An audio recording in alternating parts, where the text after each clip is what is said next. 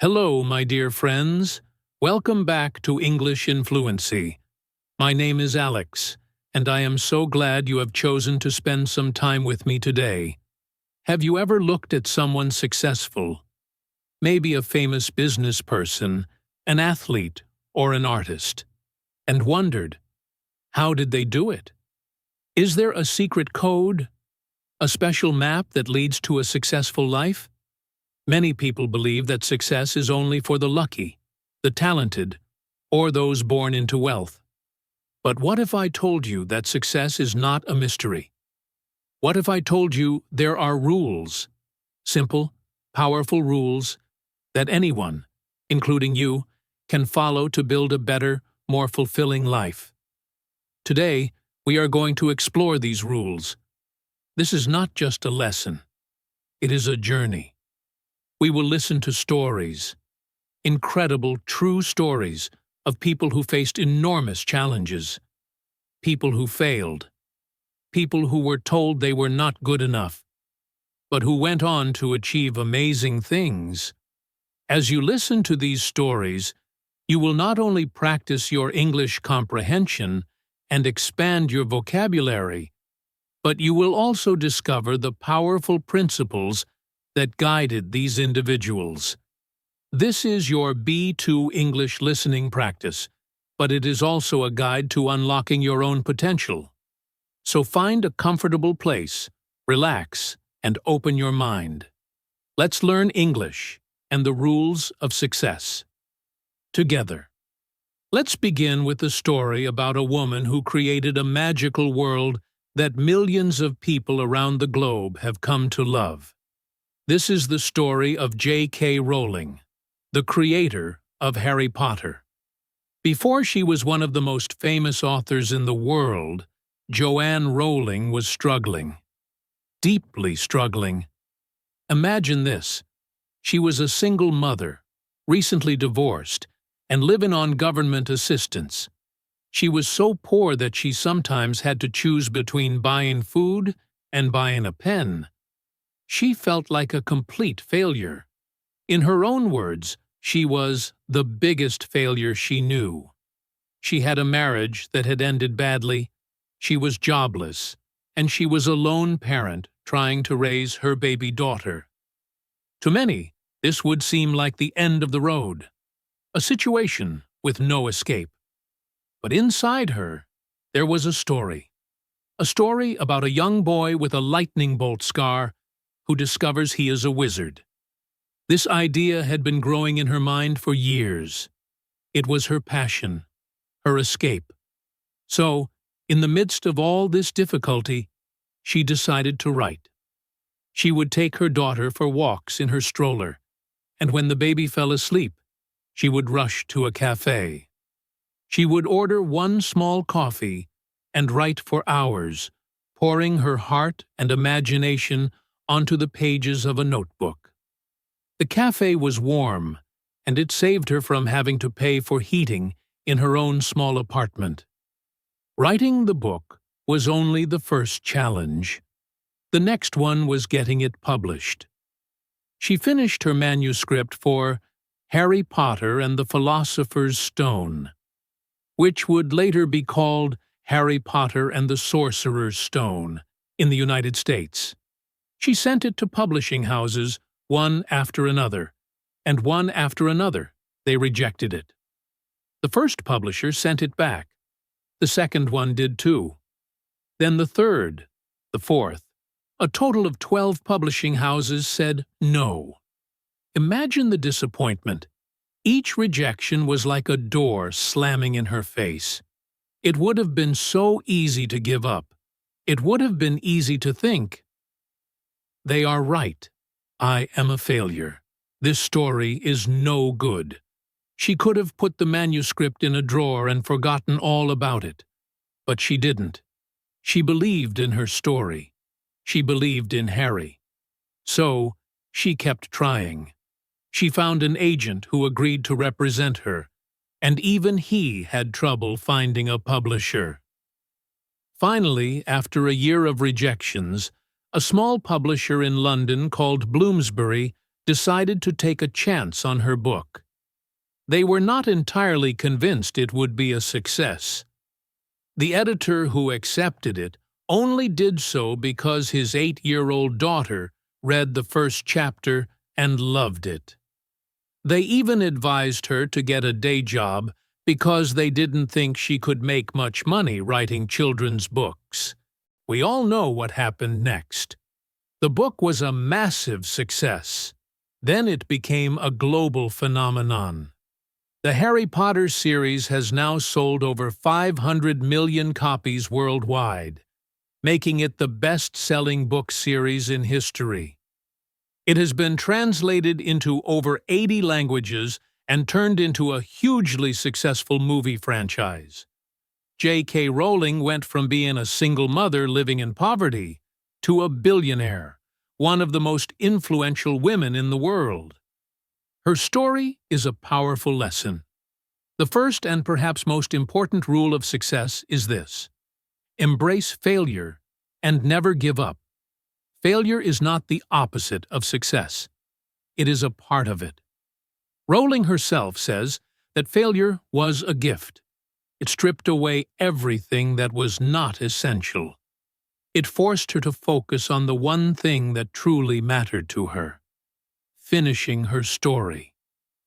She learned that she was stronger than she thought. Failure taught her things about herself that she could have learned in no other way. Think about this in your own life. Have you ever failed at something?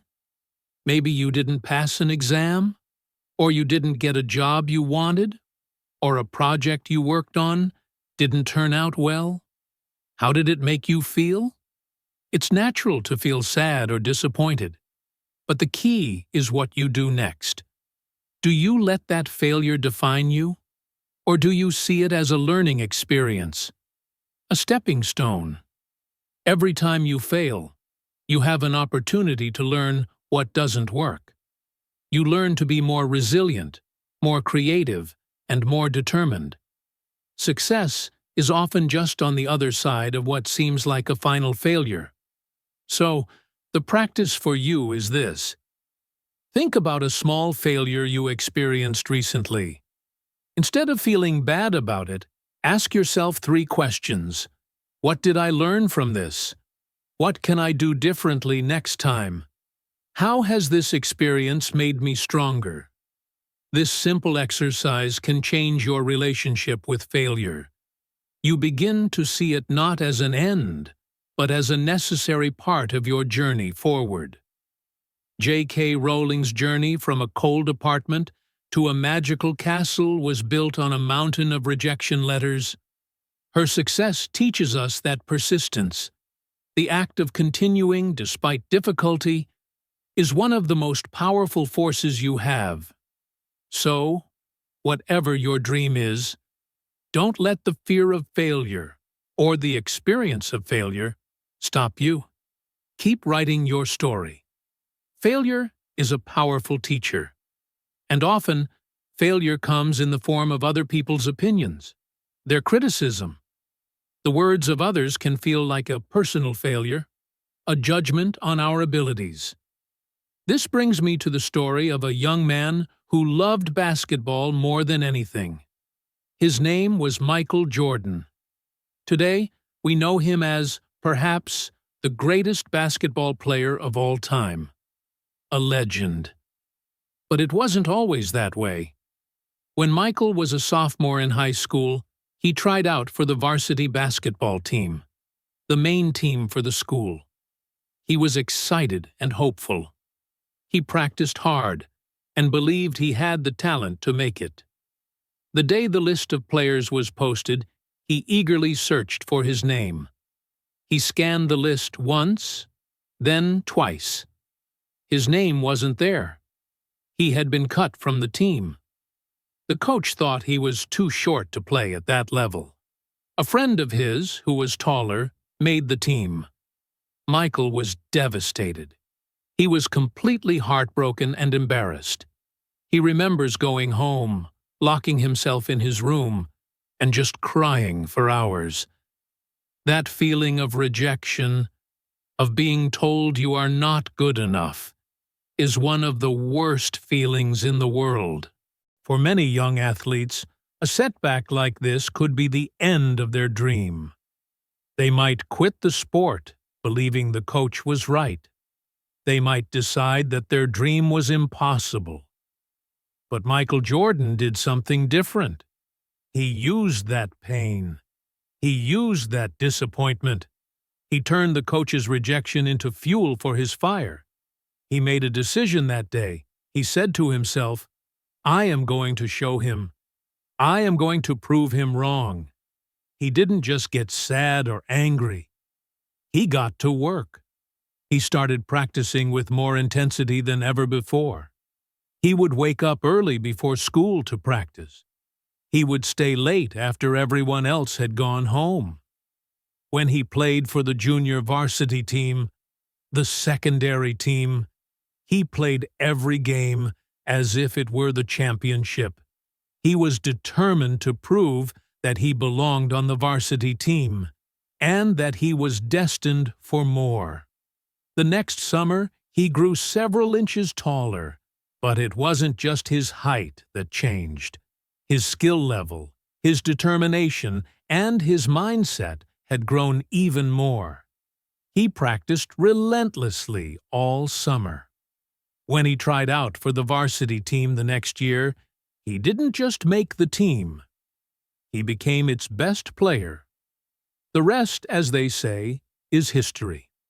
Michael Jordan went on to have an incredible career in college, and then in the NBA with the Chicago Bulls, winning 6 championships and becoming a global icon. But he never forgot that moment of being cut from the team. He often said that whenever he felt tired or didn't feel like practicing, he would think about that list without his name on it. That memory pushed him to work harder. This story gives us our second rule of success. Use criticism and rejection as fuel. Not everyone will believe in you. People will doubt you. They will criticize you. They will tell you that you can't do something. You have 2 choices when this happens. You can believe them, let their words defeat you, and give up. Or you can use their doubt as motivation. You can let it ignite a fire within you to work harder, to get better, and to prove them wrong. This doesn't mean you should be angry or seek revenge. It means transforming negative energy into positive action. It's about focusing on your own improvement with such intensity that the criticism becomes irrelevant. Think about it in your own life. Has anyone ever told you that your English isn't good enough? Or that your career goals are unrealistic? Or that your ideas are silly? How did that make you feel? It probably hurt. Now, try to reframe it.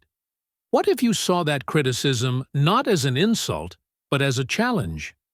What if you said to yourself, "Thank you for showing me what I need to work on. Now, watch me succeed"? This is a powerful shift in mindset. It takes control away from the critic and puts it back in your hands. So, here is a small practice for you. Think of one piece of negative feedback or criticism you have received. It could be from a boss, a teacher, or even a friend. Now, instead of dwelling on the negative feeling, write down one specific positive action you can take to improve in that area. For example, if someone said your presentations are not engaging, your action could be to practice public speaking for 15 minutes every day. By turning criticism into a concrete plan, you transform it from a weapon against you into a tool for you. Michael Jordan wasn't born the greatest basketball player. He became the greatest because, when someone built a wall in front of him, he didn't just turn around. He used it to practice his jump shot. The journey of success is rarely a straight line. It's often full of twists, turns, and unexpected detours.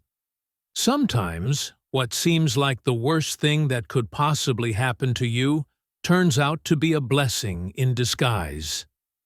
This leads us to our next story, about a man who co-founded one of the most innovative companies in the world, was fired from it, and then returned to save it from collapse.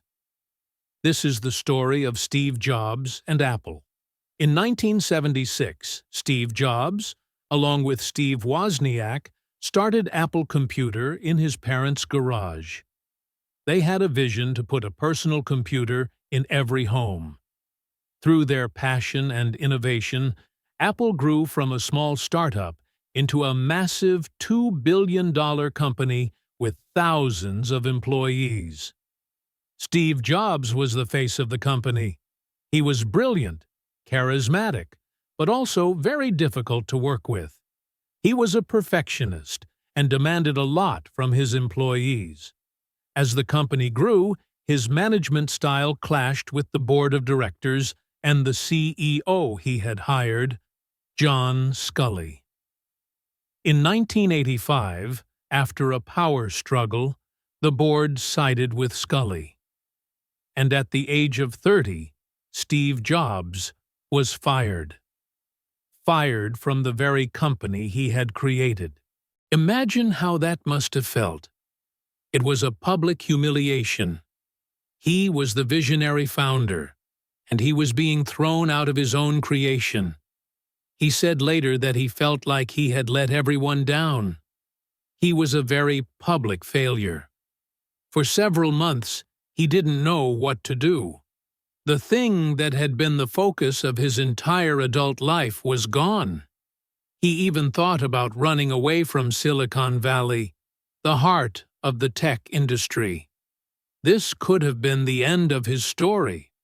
A tragic tale of a brilliant founder who lost his way. But just like our previous stories, what happened next is what truly defines him. After the initial shock and disappointment, something began to change inside him. He realized that even though he had been kicked out of Apple, he still loved what he did. He loved creating new technology. The heaviness of being the successful and famous Steve Jobs was gone. In its place, he felt a new kind of lightness. The lightness of being a beginner again. This freedom allowed him to enter one of the most creative periods of his life. He started a new company called NeXT, which focused on powerful computers for universities and businesses. It wasn't as big as Apple, but it was at the forefront of technological innovation. Then, he bought a small computer graphics company from George Lucas, the creator of Star Wars. He renamed it Pixar. You have probably heard of it. Under Jobs' leadership, Pixar went on to create the world's first computer-animated feature film, Toy Story, and it became one of the most successful animation studios in history. Meanwhile, Apple, the company that had fired him, was struggling badly. By 1997, it was close to bankruptcy. In a stunning turn of events, Apple bought Next, and Steve Jobs returned to the company he had co-founded. He came back not as a defeated man, but as a more mature and visionary leader. He brought with him the technology from NeXT and the creative insights he had gained from his time at Pixar. He went on to lead Apple through its most successful period ever, introducing revolutionary products like the iMac, the iPod, the iPhone, and the iPad, which completely changed the world of technology and how we live our lives. Looking back, Steve Jobs said that getting fired from Apple was the best thing that could have ever happened to him. It was awful-tasting medicine, but he said the patient needed it. It forced him to grow and learn in ways he wouldn't have otherwise. His story teaches us our third rule of success. You can't connect the dots looking forward. You can only connect them looking backward. This is a very profound idea. It means that in the moment, we often can't see why things are happening. A job loss, a failed relationship, a rejected project. These things feel random and painful. We can't understand how they fit into the bigger picture of our lives. But years later, when we look back, we can often see how these difficult events were necessary steps that led us to a better place. The failure was actually a redirection. The setback was a setup for a comeback. You have to trust that the dots will somehow connect in your future. You have to trust in something, your gut, destiny, life, karma, whatever. This belief can give you the confidence to follow your heart, even when it leads you off the well-worn path. It gives you the strength to persevere through tough times, believing that there is a purpose to your struggle, even if you can't see it yet. Let's practice this idea. Think about a challenge or a difficult time from your past. Something that at the time felt like a disaster. It could be from 1 year ago, 5 years ago, or even 10 years ago. Now, looking back from where you are today, can you see any positive things that came out of that experience? Did it teach you a valuable lesson? Did it lead you to a new opportunity or a new relationship?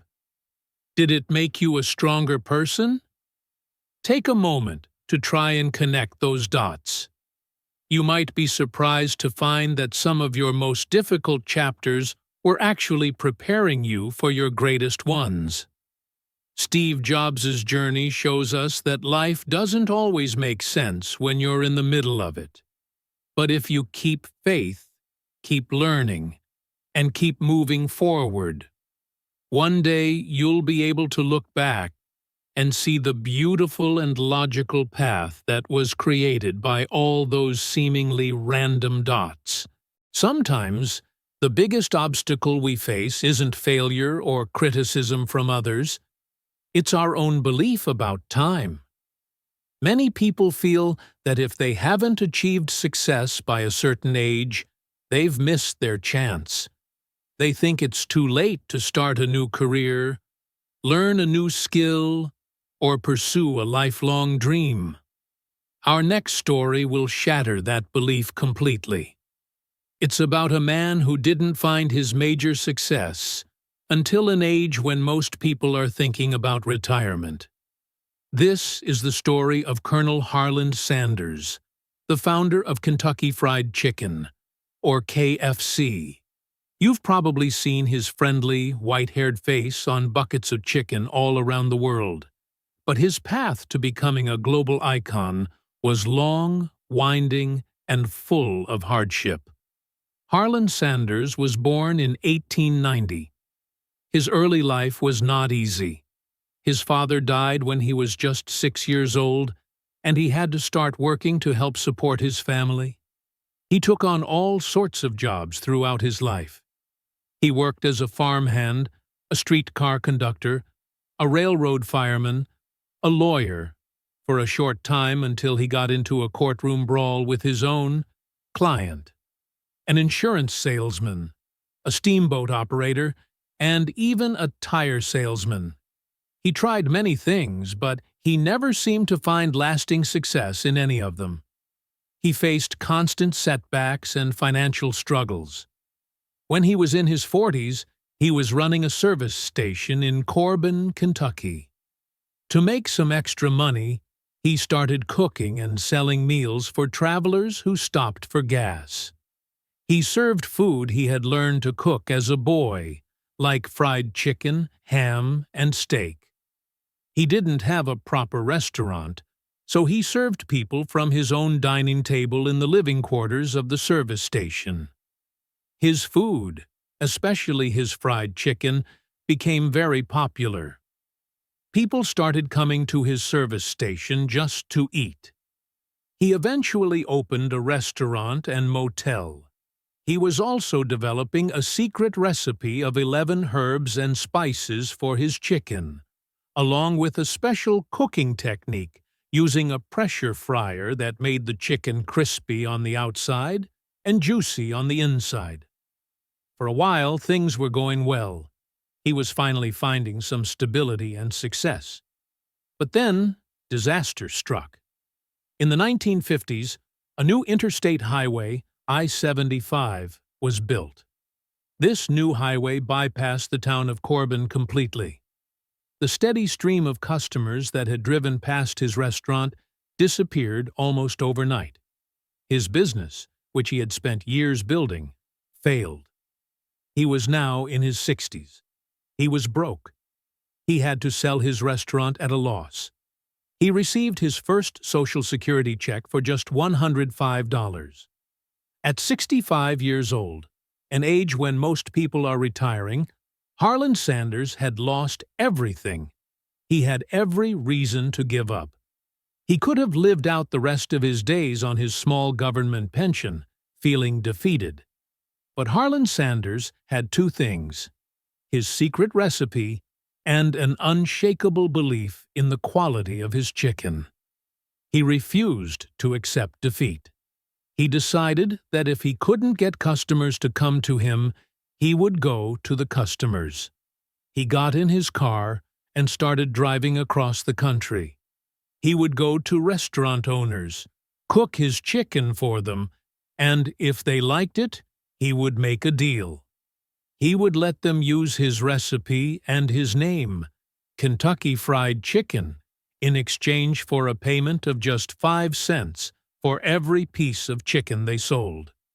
This was the beginning of the franchise model. It was a very difficult process. He drove for thousands of miles, sleeping in his car to save money. He was rejected over and over again. Many restaurant owners laughed at him. Who was this old man in a white suit trying to sell them a chicken recipe? He reportedly heard no over 1,000 times. Can you imagine that? Hearing no more than 1,000 times at an age when your energy is not what it used to be. But he didn't stop. For every 1,000 no's, he eventually got a yes. Slowly, one by one, restaurants started signing up. By 1964, just under a decade after he started franchising, there were over 600 KFC franchises in the United States and Canada. The business was growing at an incredible rate. He sold the company for $2 million, which was a huge amount of money at the time, but remained the face and brand ambassador of KFC. He continued to travel the world promoting his chicken well into his 80s. Colonel Sanders's incredible journey gives us our fourth rule of success. It is never too late to start. Our society often celebrates young prodigies and people who achieve success early in life. This can create pressure and a feeling that if you haven't made it by 30 or 40, you've failed. Colonel Sanders's story completely destroys that idea. Your age is not a barrier to your dreams. Your past failures do not dictate your future success. The only thing that matters is your willingness to start and to keep going. What is it that you have always wanted to do but thought it was too late for? Do you want to go back to school and get a degree? Do you want to learn to play a musical instrument? Do you want to start your own business? Do you want to write a book? The truth is, the best time to start was probably years ago. But the second best time is right now. Today. Let's do a little visualization exercise. Close your eyes for a moment, if you can. Imagine yourself 5 years from now. Now, imagine you had started pursuing that dream of yours today. What would your life look like in 5 years? How would you feel? You'd be 5 years older anyway. But you could also be 5 years into a journey that brings you joy and fulfillment. Colonel Sanders didn't even begin his most famous venture until he was 65. He shows us that success is not about when you start, but that you start. Your life is not a race against others.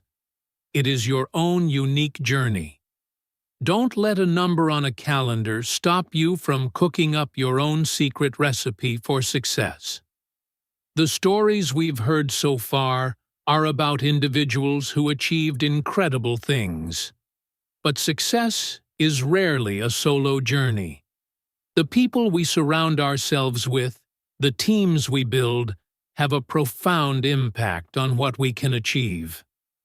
This brings us to a story about a man who understood this principle better than almost anyone. A man who built an entertainment empire that has touched the lives of billions. This is the story of Walt Disney. When we think of Walt Disney, we often picture a singular genius, the man who created Mickey Mouse and dreamed up Disneyland. And while he was undoubtedly a creative visionary, the true secret to his success was his understanding of collaboration and teamwork. Walt was not the best animator. In fact, in his early career, he was fired from a newspaper because his editor said he lacked imagination and had no good ideas. Can you believe that? Walt Disney was told he lacked imagination. His first animation studio, Laugh-O-Gram Studio, went bankrupt. He faced failure and hardship just like the other people in our stories.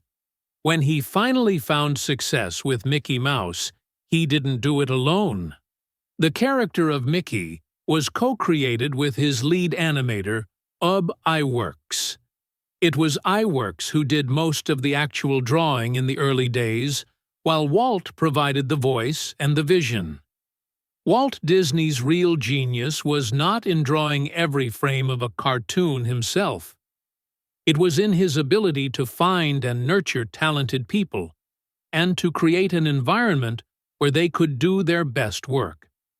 He built a team of incredible artists, writers, musicians, and engineers, who he called Imagineers. He understood that he couldn't build a theme park or produce a full-length animated movie like Snow White and the Seven Dwarfs all by himself. He needed a team of people with diverse skills, all working together toward a common goal.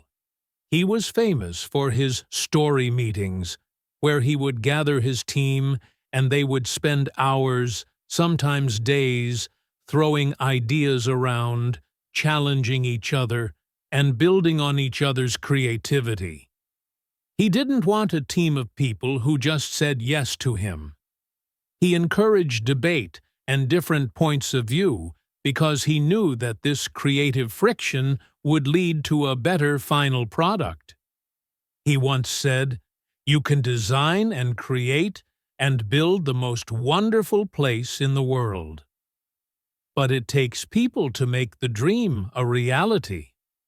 He knew that his vision, no matter how grand, was just an idea until he had the right people to help him execute it.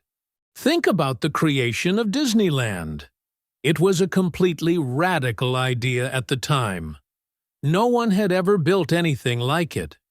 People thought he was crazy. Banks refused to lend him money. Even his own brother, Roy Disney, who was his business partner, thought it was a terrible idea that would bankrupt the company. But Walt had a clear vision, and he was able to communicate that vision so passionately that he inspired hundreds of people to help him build it.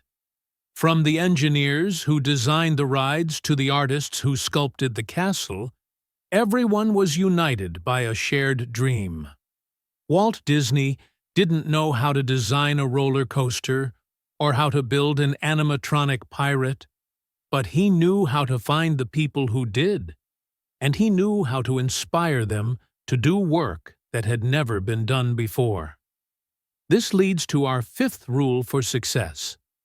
Build a great team and trust them. You cannot achieve a big dream alone. Whether you are starting a business, leading a project at work, or even organizing a community event, the people you choose to work with will determine your success or failure. This rule is about more than just hiring skilled people. It's about creating a culture of trust, collaboration, and shared vision. It's about recognizing your own weaknesses and finding people who have strengths in those areas. It's about being a leader who empowers others, rather than a boss who controls them. Let's apply this to your life. You might not be building a global entertainment company, but you have a team. Your team might be your colleagues at work, your partners on a school project, your family, or even your close friends who support you. Think about the most important goal you are working on right now. Who is on your team? Are they the right people? Do you trust them? Do they trust you? Here is a practice you can do. Identify one important person on your team. This week, make a special effort to do two things. First, clearly communicate the shared goal you are working towards. Make sure you are both on the same page. Second, find a way to show them that you trust and appreciate their contribution. It could be by asking for their opinion and really listening to it, giving them more responsibility, or simply saying, "I really value your work on this. Thank you." Building a strong team is like building a strong bridge. Each person is a critical component. If one part is weak or not properly connected, the whole structure can fail. Walt Disney built an empire because he was a master bridge builder. He connected talented people to each other and to a powerful vision. Remember, if you want to go fast, go alone. If you want to go far, go together. The journey to success requires not only a great team, but also an immense amount of energy and focus. In our modern world, we are constantly pulled in a million different directions. Notifications on our phones, endless emails, social media. It's easy to spend our entire day being busy, but not actually being productive. Our next story is about a man who is famous for his incredible work ethic and his laser-like focus on his goals. A man who is trying to revolutionize multiple industries at the same time, from electric cars to space travel. This is the story of Elon Musk. Elon Musk is the CEO of Tesla, the founder of SpaceX, and involved in several other futuristic companies. He is known for his incredibly ambitious goals, like making humanity a multi-planetary species by colonizing Mars. Whether you admire him or not, one thing is undeniable. The man gets an extraordinary amount of work done. People often wonder how he manages to run multiple billion-dollar companies simultaneously. Is it because he's a genius? That's part of it. But a huge component of his success comes down to how he manages his time and energy. He is known for working 80 to 100 hours a week. But it's not just about the hours. It's about the intensity and focus he brings to those hours. One of the key principles Musk uses is something called time boxing. He divides his entire day into 5-minute slots. Every single task, from sending an email to having a meeting to eating lunch, is scheduled into one of these 5-minute blocks. This might sound extreme, but the principle behind it is powerful. It forces him to be extremely focused and efficient. When you only have 5 or 10 minutes for a task, you don't have time to procrastinate or get distracted. You have to focus completely on what is in front of you. Another key strategy he uses is to focus on what is truly important. He is famous for asking his employees, and himself, "Is this activity helping us achieve our primary goal?" He believes in working on the problem, not just on the tasks surrounding the problem. For example, at SpaceX, the primary goal is to build reliable, reusable rockets. So, Most of his energy and the company's energy is focused on engineering and manufacturing, not on excessive meetings or bureaucracy. He has a rule that if you are in a meeting and you are not adding value, you should get up and leave. He believes it is more rude to waste someone's time than it is to walk out of a meeting. This intense focus on essential work gives us our sixth rule of success. Focus on one thing at a time and eliminate distractions. The human brain is not actually good at multitasking. When we think we are multitasking, we are usually just switching our attention back and forth between different tasks very quickly. Every time we switch, there is a mental cost. It takes time and energy to disengage from one task and engage with another. This is why you can feel exhausted at the end of a day where you felt busy but didn't accomplish anything significant.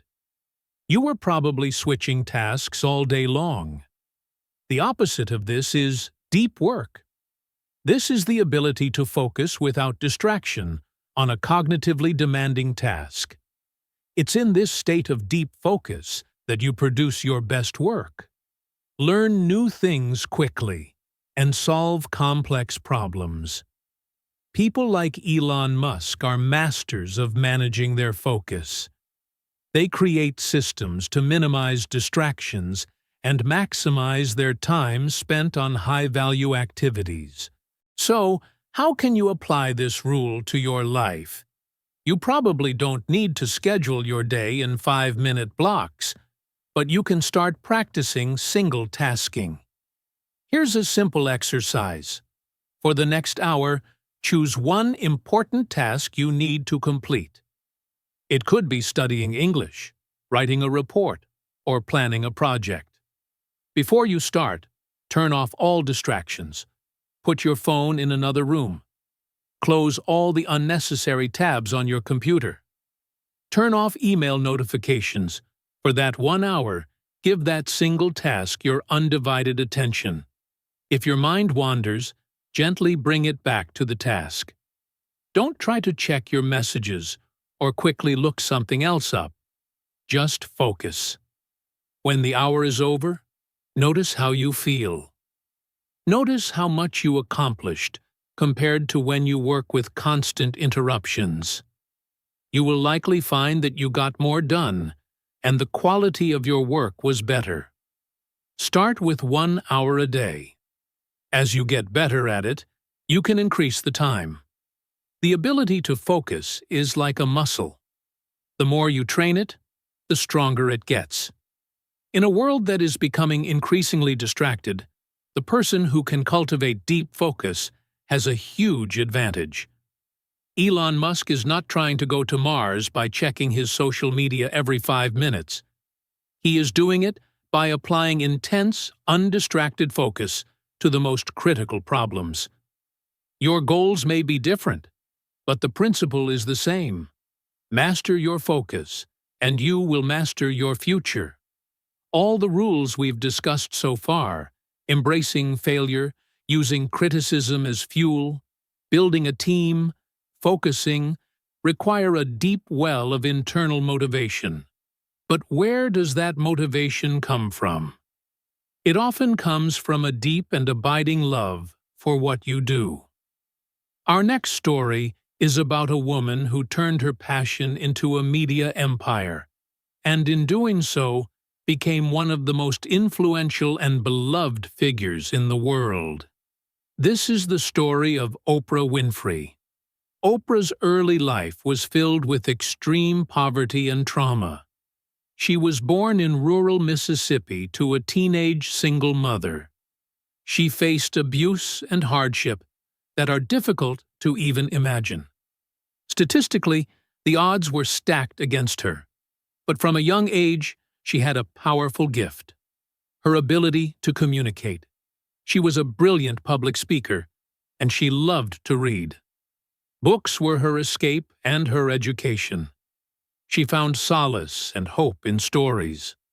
Her passion for communication led her to a job in radio while she was still in high school. Then she moved into television news. However, she found that she was not a good fit for the traditional objective style of news reporting. She was too emotional, too empathetic. She would cry with the people she was interviewing after a tragic story. Her bosses saw this as a weakness, a lack of professionalism. She was eventually demoted from her position as a news anchor. This could have been another story of failure. She wasn't succeeding in the traditional path laid out for her. But then, she was offered a job hosting a local daytime talk show in Chicago called AM Chicago. This was seen as a step down in the television world, but for Oprah, it was the perfect fit. Here, her empathy and her ability to connect with people were not weaknesses. They were her greatest strengths. She changed the format of the show. Instead of just talking about superficial topics, she talked about real issues that affected people's lives. She was open, honest, and vulnerable. She shared her own struggles with her weight, her childhood, and her relationships. The audience connected with her in a way they never had with any other host. They saw themselves in her stories. The show became a huge success. Within months, it was the #1 talk show in Chicago. It was soon renamed The Oprah Winfrey Show and became nationally syndicated. For 25 years, her show was a cultural phenomenon. It wasn't just a talk show. It was a platform for education, inspiration, and personal growth. She introduced the world to new authors through her book club. She gave away cars. She helped build schools. And she encouraged millions of people to live their best lives. She went on to create her own magazine, her own television network, OWN, and her own production company. She became a billionaire and a global media leader. How did she do it? What was her secret? Oprah herself has said it many times. She followed her passion and her purpose. She once said, "Passion is energy. Feel the power that comes from focusing on what excites you." She wasn't trying to be a news anchor because that's what a successful television personality was supposed to do. She succeeded when she found a role that aligned with her authentic self, her empathy, her curiosity, and her deep desire to connect with and help people. Her work wasn't just a job, it was a calling. This brings us to our 7th rule of success. Find what you love to do and dedicate yourself to it. When your work is aligned with your passion, it doesn't feel like work. You have more energy, more creativity, and more resilience to get through the tough times. You're not motivated by the paycheck or the title as much as you are by the intrinsic joy and fulfillment you get from the work itself. This doesn't mean you have to quit your job tomorrow and become a painter if that's not practical. But it does mean you should actively seek to find more passion and purpose in your life. Let's try a simple practice to help you discover or reconnect with your passion. Take out a piece of paper or open a note on your phone. Set a timer for 10 minutes. During this time, I want you to answer these questions with whatever comes to your mind. Don't judge your answers. Just write. What did you love to do as a child? What topics could you read about for hours without getting bored? If you didn't have to worry about money, what would you do with your time? What problems in the world do you feel a strong desire to solve? What activities make you lose track of time? After the 10 minutes are up, look at your list. Do you see any themes or patterns? These are clues to your passions. You might not be able to turn your passion for ancient history into a full-time job, but maybe you could start a blog about it. join a local history group, or plan a vacation to a historical site.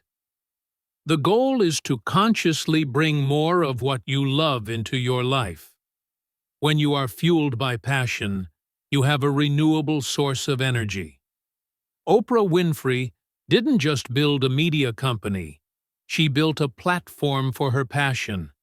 And that passion radiated outward, touching the lives of millions and creating a legacy that will last for generations. Find your passion, and you will find your power.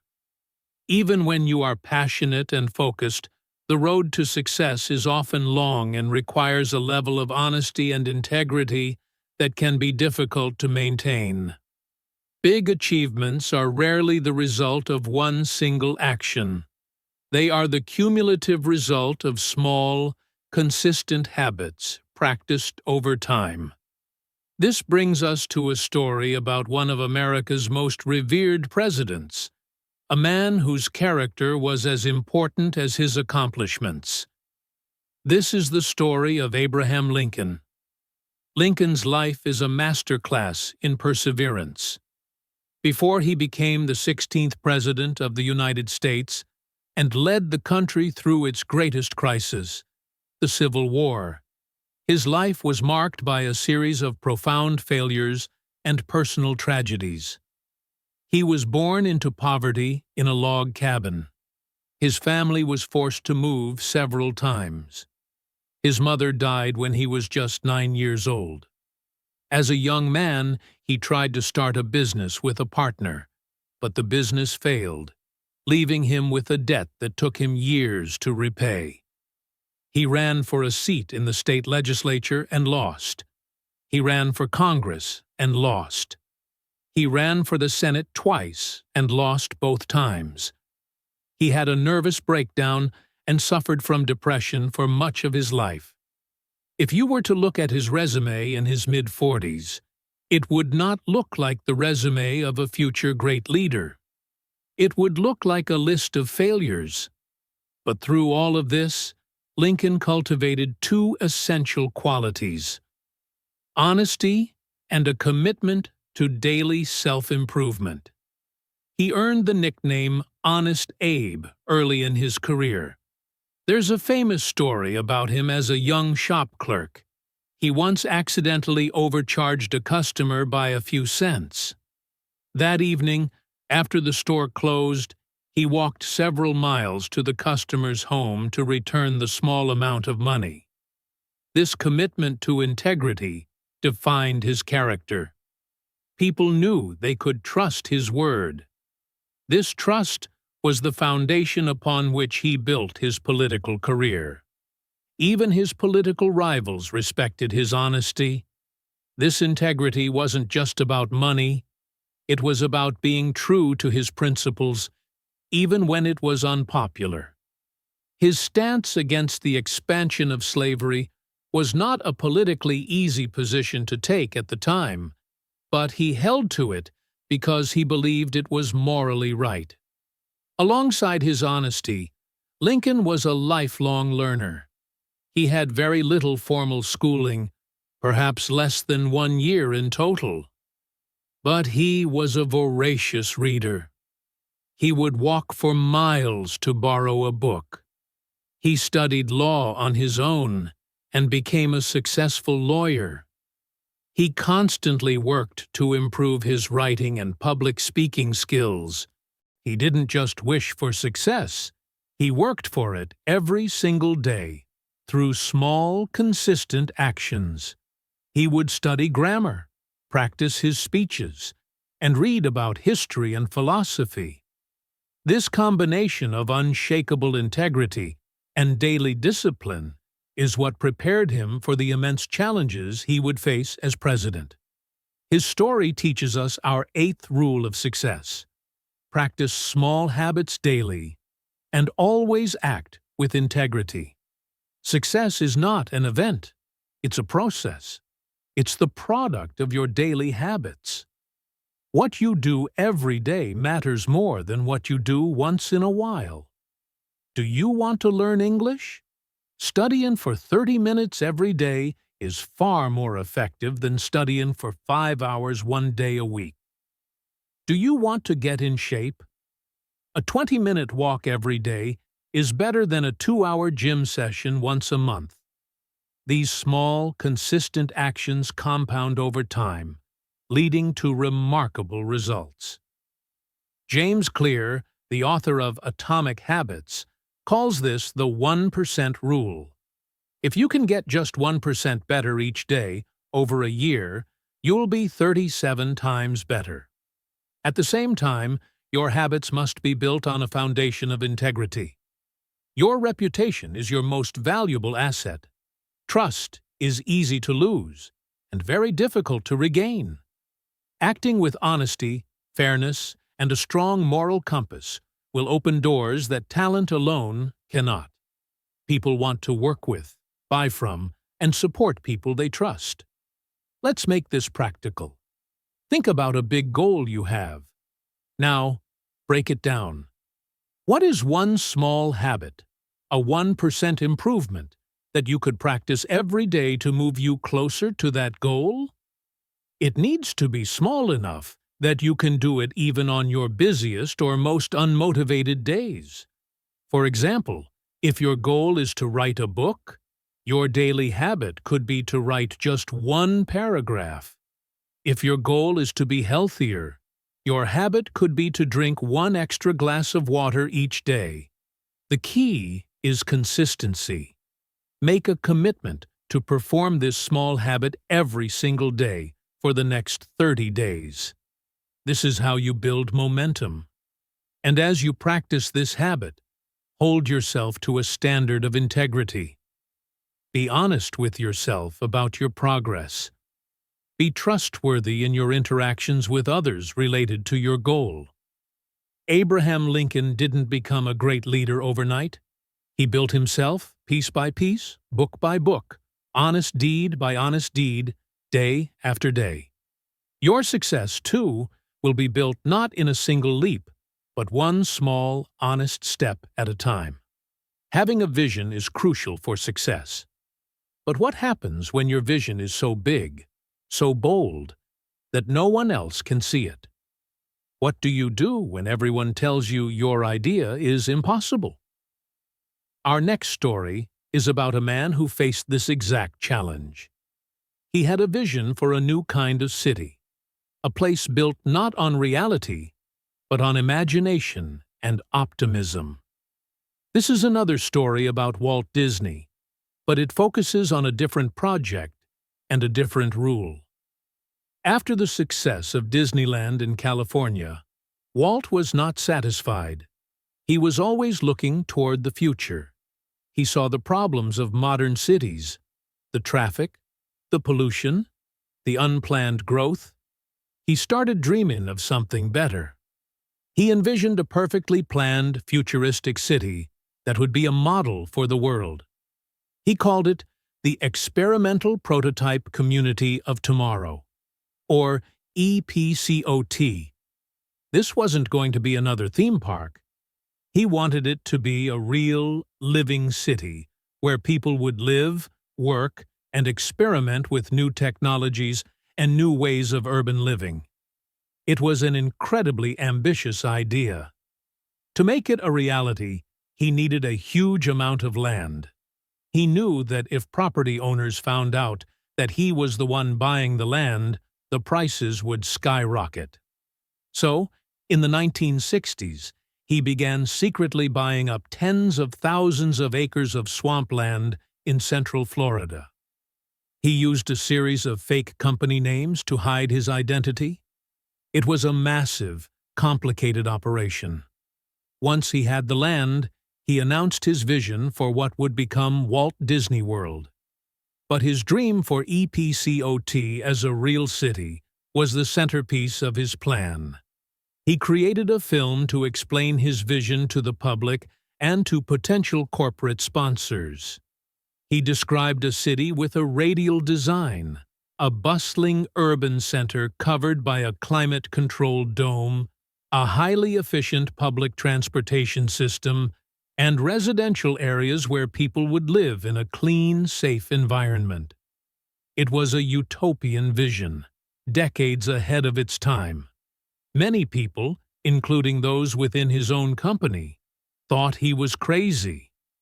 The project was too big, too expensive, too complicated. The financial risk was enormous. After building Disneyland, the company was still recovering financially. This new project could bankrupt them completely. There was no guarantee it would work, but Walt Disney had an unshakable belief in his vision.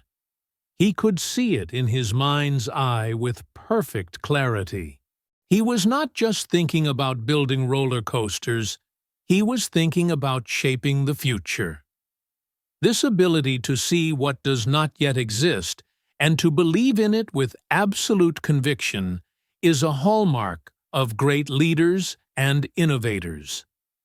Tragically, Walt Disney died in 1966, before his full vision for Epcot could be realized. After his death, the company's leaders decided that building and running a real city was too complex and risky.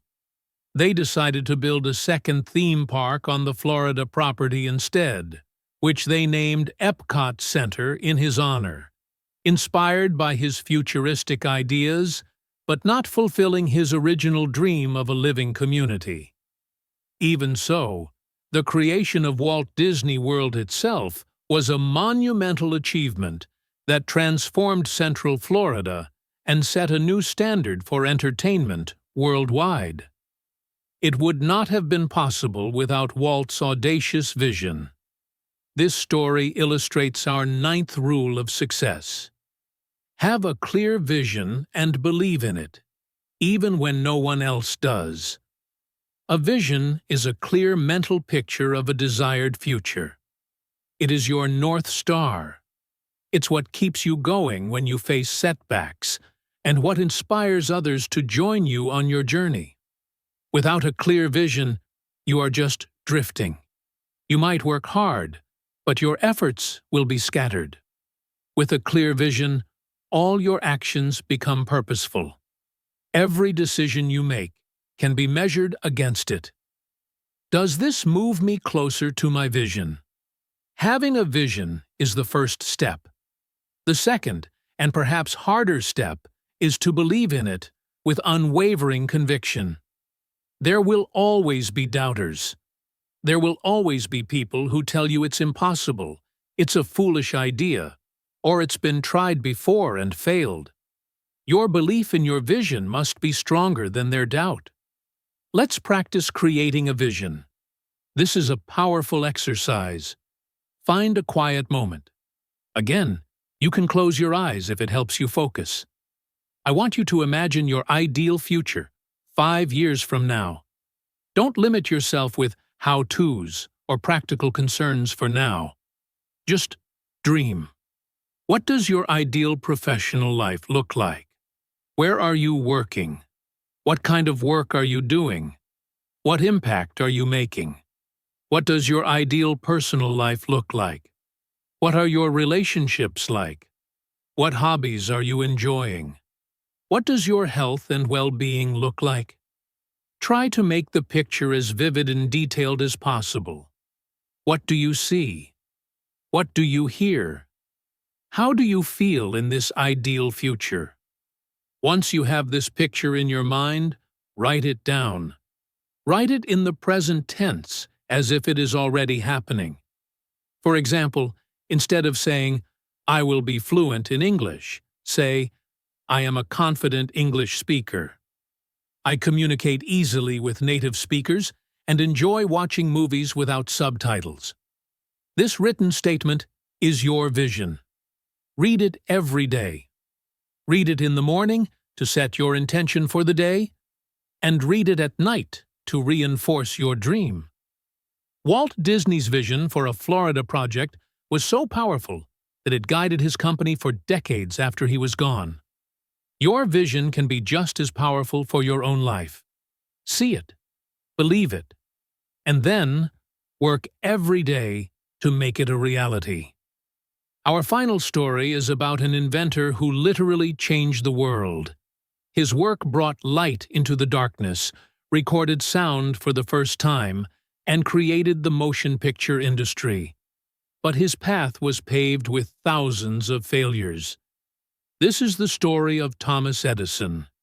Thomas Edison is one of the most prolific inventors in history, holding over 1,000 patents in his name. His most famous invention is, of course, the practical incandescent light bulb.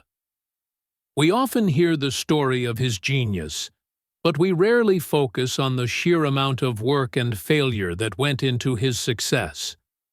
When Edison decided to tackle the problem of electric light, many other scientists were also working on it.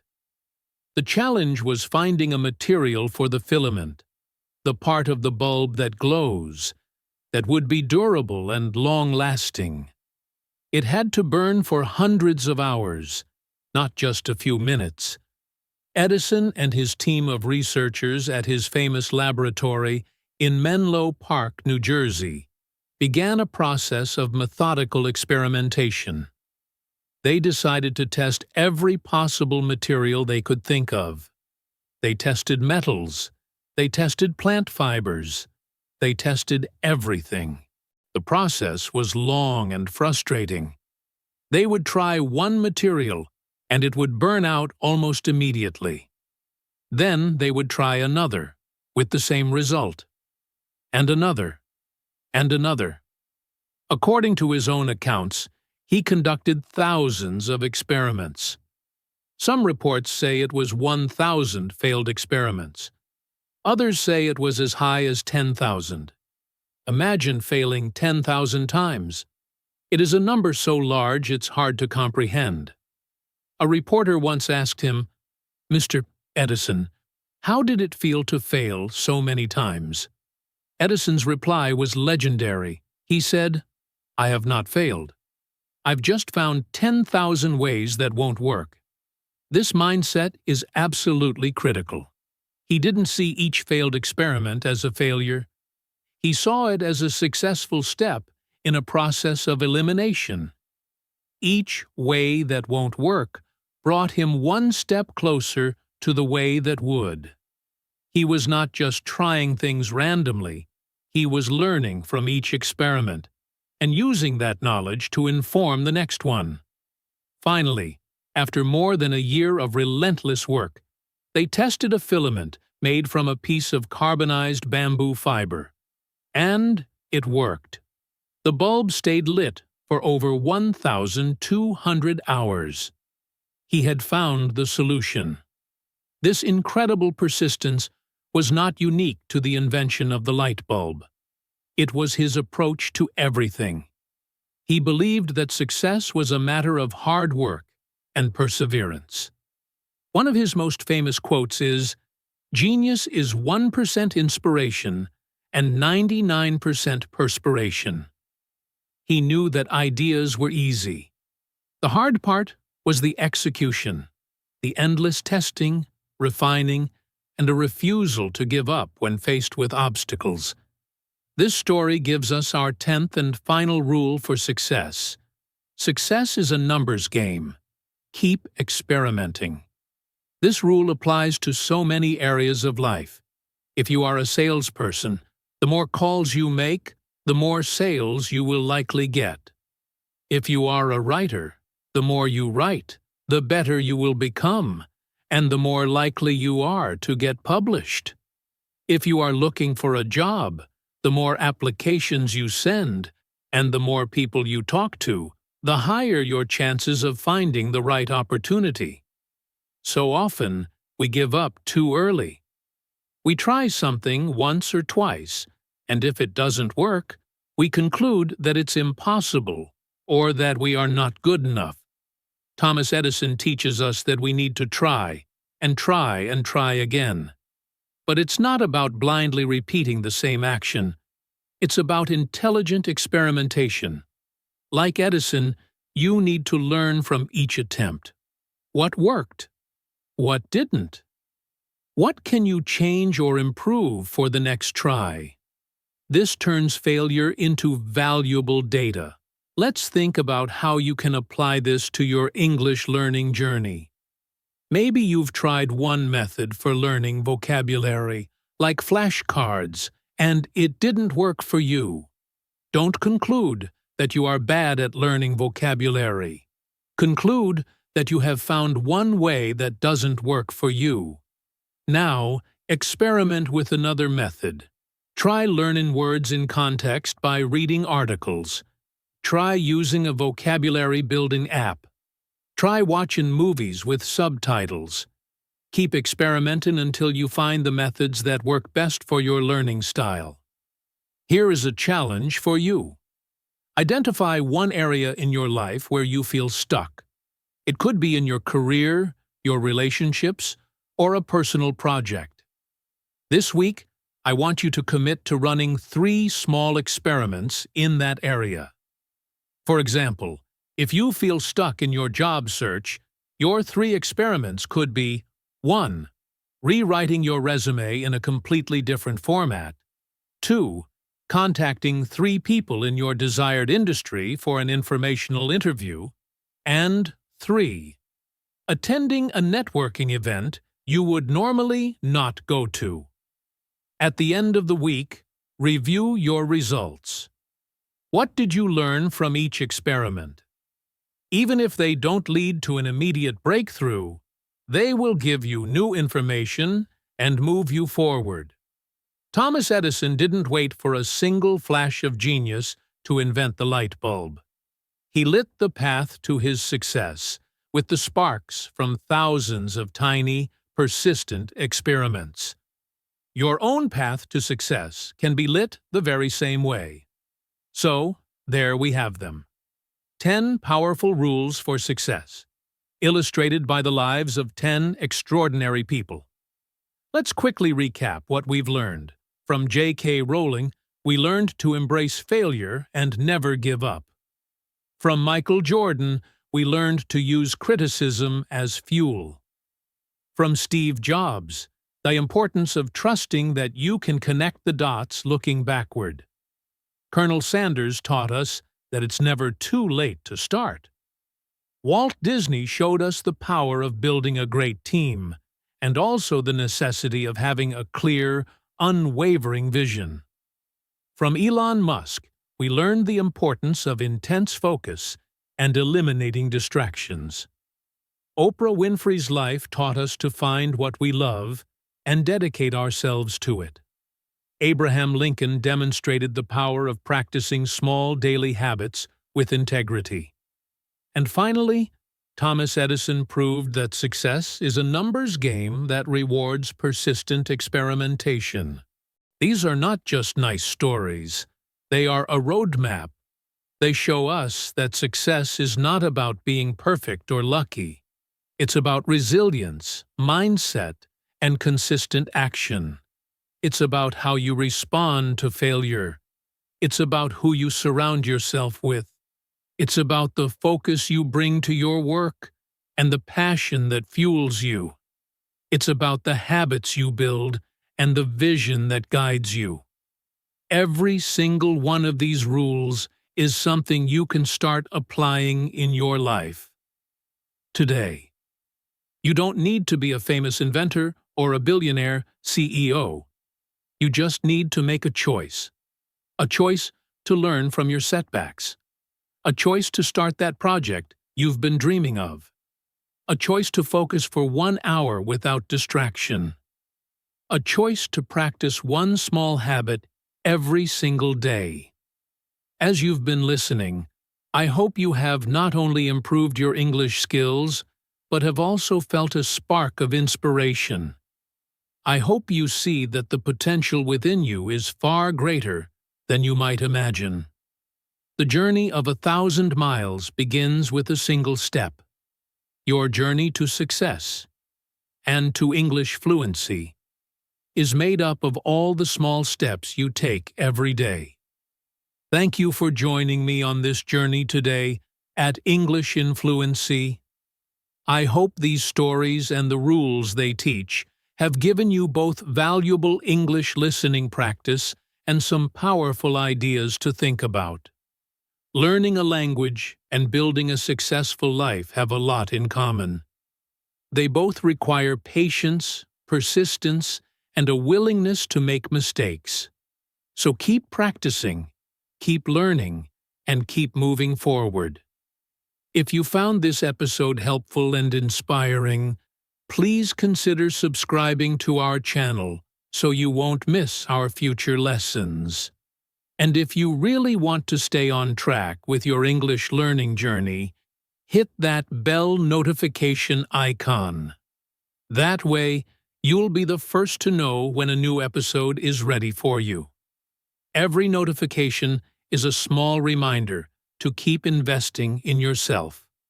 Until next time, this is Alex, wishing you all the success in the world. Keep learning and keep dreaming.